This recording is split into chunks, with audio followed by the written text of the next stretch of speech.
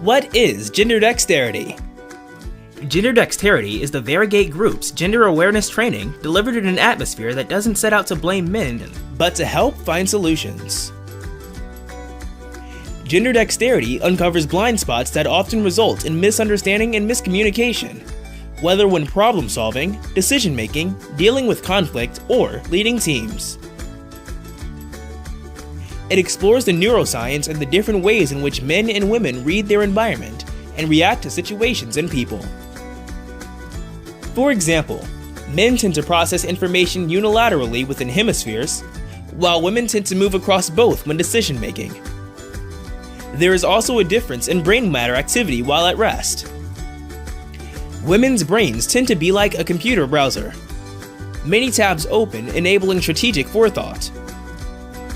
Men tend to focus without distraction to solve for solutions quickly.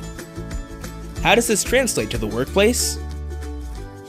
When working and respecting one another, they create a powerful team, statistically proven to outperform single-sex groups. Contact us at the Variegate Group to learn more. www.variegategroup.com 702-408-2114